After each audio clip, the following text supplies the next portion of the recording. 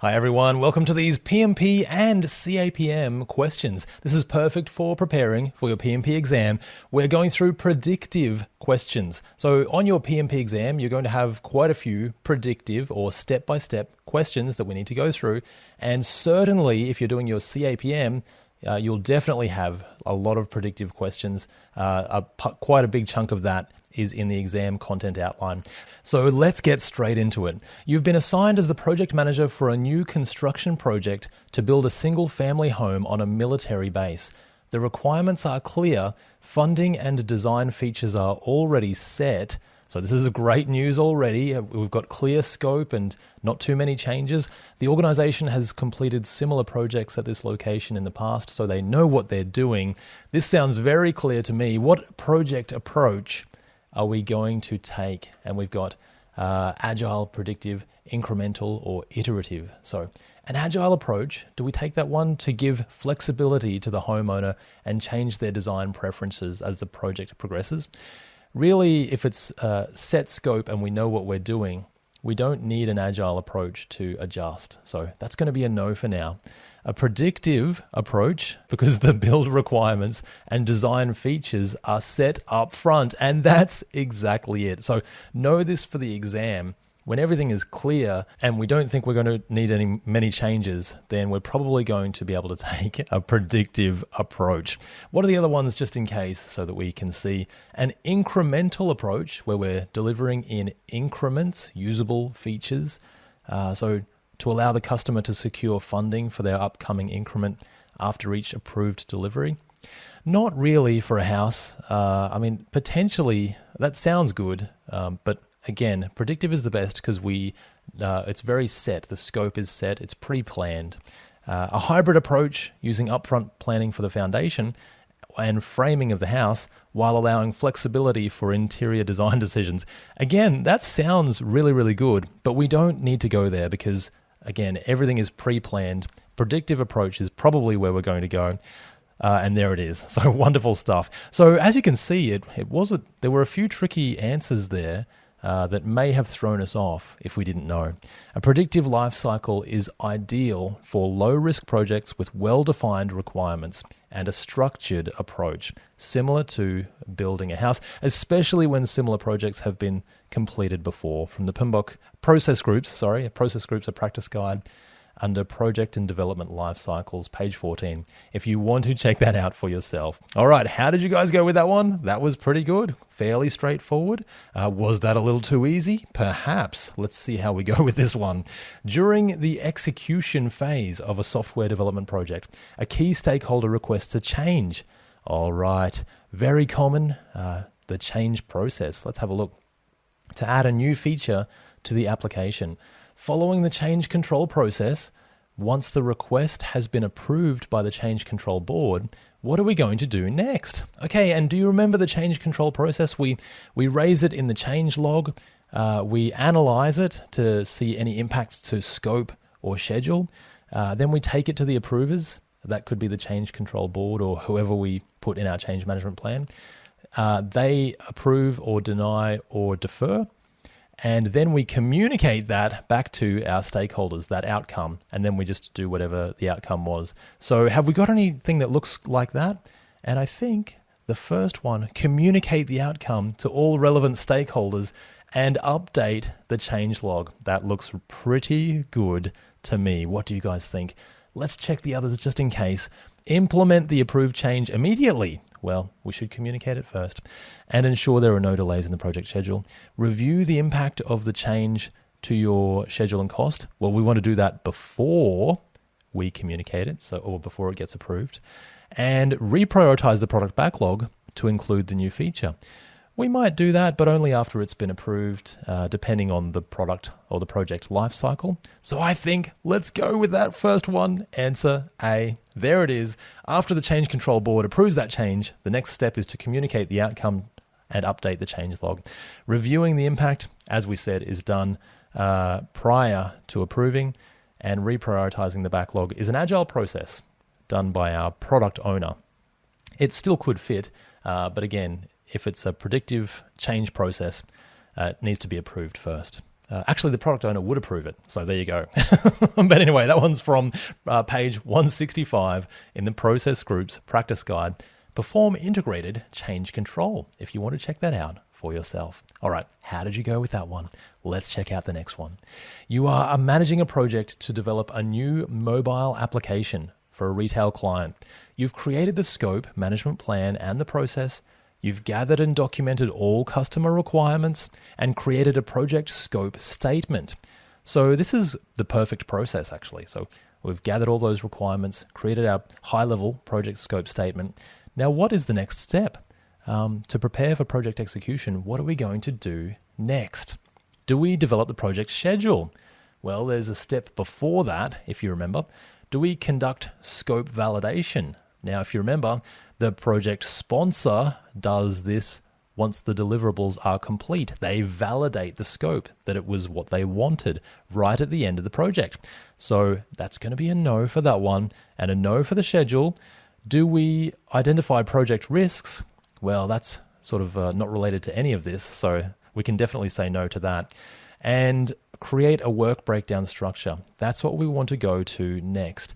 We're breaking down and decomposing the work into work packages that we can assign to project team members to complete. And so that's our one, answer C. Wonderful stuff. The next best step after the project scope statement is to decompose the work with a work breakdown structure. Wonderfully said. But if you want to check that out, that's in the Process Group's practice guide, page 77, under Planning Process Group. How did you go? Was that pretty good? I think it's pretty straightforward. There's a few answers that could be correct, and we just have to be aware of which one to choose. So really good stuff. You're doing great. Let's see the next question. You are managing a software development project, and during execution, the client requests 2 new features that were not part of the original scope. These features are critical for the client, but they're going to exceed the current project budget. Okay, gosh, that sounds a bit tricky actually. What are we going to do?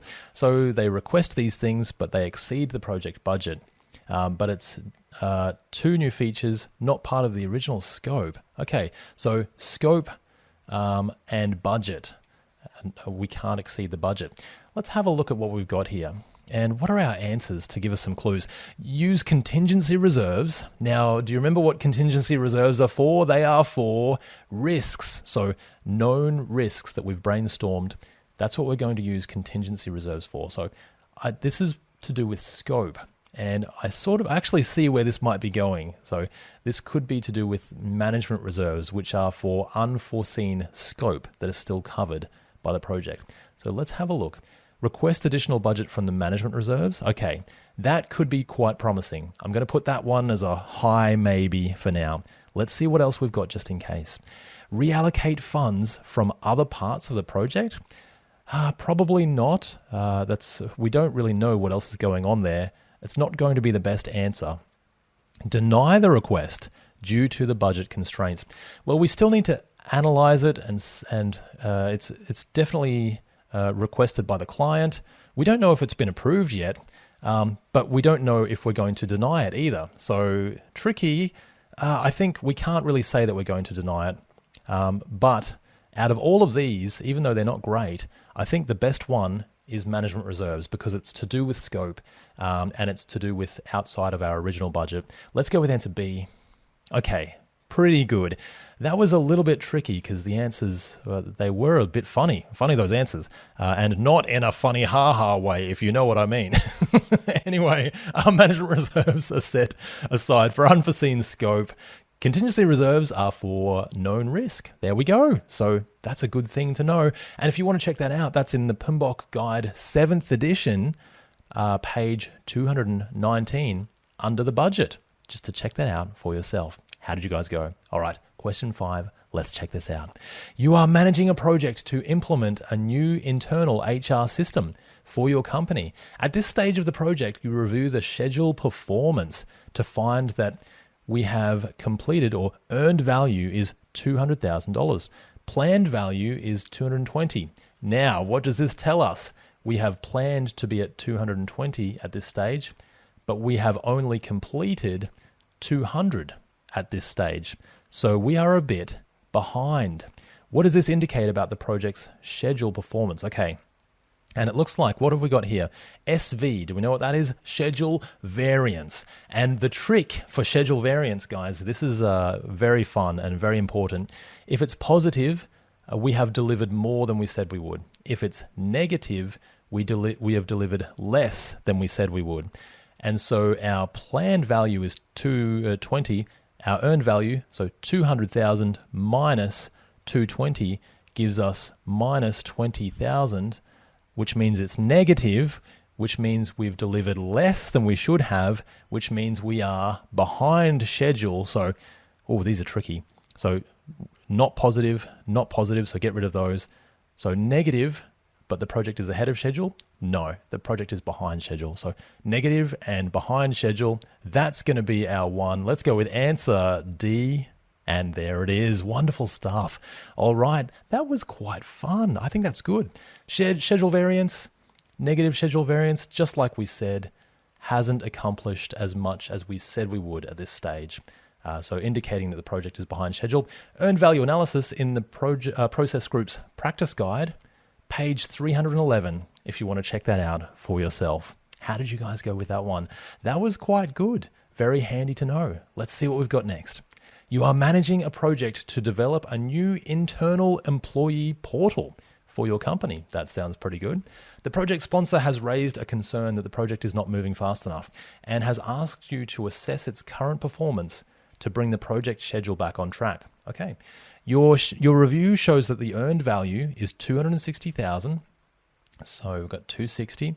Planned value was 310. So again, not good. And actual cost, what we've actually spent is 220. So we've actually spent a bit less than we could have at this point in time, but we've also delivered less than we could have at this point in time. So what does that tell us? That tells us that we could actually spend a little bit more to bring the project back on track. So let's see what answers we have. Continue the project as planned with no changes or scope or resources. Well, that's probably not going to get us to the answer that we need. So let's put that as a no for now. Add more resources to bring the project back on schedule. Well, that's going to increase our cost, which we can do, and it's going to potentially bring the project back on schedule. We could do that one. That would be a high maybe. I think that's a pretty good one. We'll see what else we've got. Reduce the scope to avoid further schedule delays and cost overruns. Well, I think probably not the best answer. We don't really want to be reducing the scope if we can help it. Plus, we've got money to burn here, so we haven't spent as much as we said we could have. So we're under our budget. We've got money to use. I don't think this is going to be the best answer. The last one, reduce the resources allocated to the project to lower costs and slow the work delivered. Well, we've got extra money to use, so we don't need to do that. And so I think for our purposes, answer B is going to be best here. Let's see. There it is. Excellent. Schedule variance, cost variance. Remember those. But we didn't even need to do any fancy calculations. We just needed to see and understand how much we had delivered versus how much we'd planned and how much we've actually spent. So in this case, if you remember, a negative schedule variance means that we're behind schedule. We've delivered less than we said we would have. Page 311 in the process group's practice guide under earned value analysis, if you want to check that out for yourself. All right, pretty good. I think these are good to know. You'll only get a couple of schedule variance directly, but you'll probably get a couple of extra ones just about general project, where we're up to. Are we behind or are we ahead? Not necessarily using CPI or cost or schedule variance. So still very handy to know. Okay, you're managing a construction project for an external client to build a small commercial office space. During a progress meeting, you review the project's cost efficiency, and the earned value is 500,000 and the actual cost is 400,000. So we've spent, the earned value, what we've actually completed, but the actual cost is 400. So we haven't spent as much as we could have to get $500,000 worth of value. What does this tell you about the status of the project? Well, let's have a look. Cost performance index. Okay, now I can't remember how to do the cost performance index, but I think I remember it's dividing it. So in this case, actual cost versus the earned value, I'm going to say 500 divided by 400, which is going to give us more than it's an extra 25%, so 1.25. So that means if it's above 1, remember what that means. We have delivered more than we said we would at this point in time. So we are under our budget or we are ahead of our schedule. For this one, it's about the cost performance index. So we're ahead of our budget, under our budget, in other words. And I think that's going to be our one. So 1.25. The other ones are below 1, so we've delivered less than we said we would have, which isn't the case, is it? So our earned value is higher than our cost, so we've delivered more. So I think for our purposes, this is pretty straightforward. Let's go with answer A. Okay, excellent.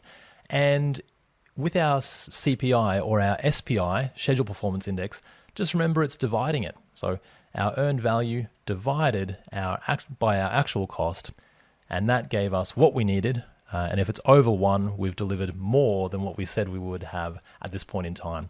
Check out page 311 in the Process Group's practice guide under Earned Value Analysis if you want to check that out for yourself. All right, you're doing fantastically. Well done, guys. Keep going, only a few to go. This one is we're managing a project to develop a new mobile app for a retail company. You have defined the high-level project deliverables as part of the work breakdown structure. Okay. Oh, is this more about scope? I love these ones. And we did one just before, so we know we want to break it down. You now need to further decompose these into smaller, more manageable elements. And do you remember what they were? We did mention it. What are we going to do next? We get our high-level project deliverables, our scope statement, and we break the deliverables down into work packages that we can assign to team members to actually complete the work. So, is it the milestones? No. Do we define the activities? Not yet. Once we get those work packages, we can break them down into activities and put them on a schedule. And that's when our project really starts to take shape. Do we identify the deliverables? No. We want to be creating those work packages, decomposing it to that level that we can assign to the team. Let's go with answer B. And there it is. Wonderful stuff. Work packages are at the lowest level. After work packages, you can break it down further into activities as part of your schedule. Process Groups, a practice guide, page 87. Create the work breakdown structure. Well done. How did you go with that one? I think that was pretty good, and we're really getting into the scope, understanding what to do at each phase of the scope. So that's quite good. You did really, really well. Let's keep going. You're managing a construction project to build a new office building. During a project review meeting, you mentioned that you're monitoring the project's critical path and that the team should focus on managing activities along this path to avoid delays. Does that make sense? Hopefully you understand the critical path and what to do. That's going to be crucial for your PMP or CAPM exam. Now, a stakeholder asks, what does the critical path mean? Okay, well, there you go. Now, this is quite straightforward. This is basically a definition. So what is the definition of a critical path? Let's see if we've got it here. The critical path is the sequence of activities with the lowest cost. Okay, already I think we're going off track. And delays in these tasks will increase the project budget. It's more about the schedule, not about the cost. So let's put that as a no for now. The critical path is the sequence of activities that requires the most resources and is used to determine optimal resource allocation. Again, not about resources, it's about schedule. The critical path is the longest sequence of dependent tasks in a project, and it determines the shortest time possible to complete the project. That sounds much more promising because we're talking about the schedule here. I think that one's going to be our one. So let's put that as a high maybe for now. Lastly, the critical path is the set of tasks with the least dependency on each other, and they're the easiest tasks to complete. Again, not directly related to how long the project goes for, the schedule.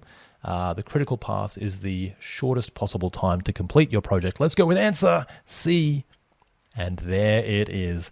The critical path is used to estimate the minimum project duration and determine the amount of schedule flexibility. Ooh, that's a mouthful to say, but that means can we move tasks forward or backward if we need to? If they're on the critical path, we can't move them because it's going to move our whole project because that path is critical. It's the one that doesn't have any float, doesn't have any slack, doesn't have any wiggle room. Check out page 262 in the Process Group's practice guide, Critical Path Method. All right, wonderful stuff. And here we are, the last one in this little section. You've done an amazing job. Let's do this one, and then you can enjoy the rest of your day. But I've enjoyed myself here, and I hope you have too. Let's see what we've got. You're managing a project to construct a new office building. Wonderful. Due to unexpected delays, the project is behind schedule. The project sponsor is concerned about that delay and has asked you to bring the project back on track without using additional budget. Ooh, tricky. What are we going to do? Let's see what we've got here. Use project float by subtracting the total project duration from the critical path duration. Wow, okay. Do I need my calculator here? I think now, hey, this is actually a trick because the critical path is the total project duration, isn't it? We just went through this. They're trying to trick us. So that's definitely a no. If we minus those two things, we're going to end up with 0. Use schedule crashing. Do you remember what schedule crashing is? That's when we use resources and throw money at it in order to speed up the project. So this one says we don't want to use any additional budget. So that's going to be a no. What else have we got here? I hope these last two are pretty good. Use schedule crashing. Uh-oh, it's doing it again. They're trying to get us to spend money, and we don't have any extra money, so it's probably going to be a no. Perform activities in parallel to shorten the project duration. Another trick, if we're performing activities in parallel, that is actually not crashing, it's fast tracking. Do you remember that one? So we've got fast tracking in parallel, crashing, using resources and money. So that's just a false statement. So that's definitely a no. And the last one, gosh, I hope it's this one. Otherwise we're in trouble. Use the project float for non-critical tasks.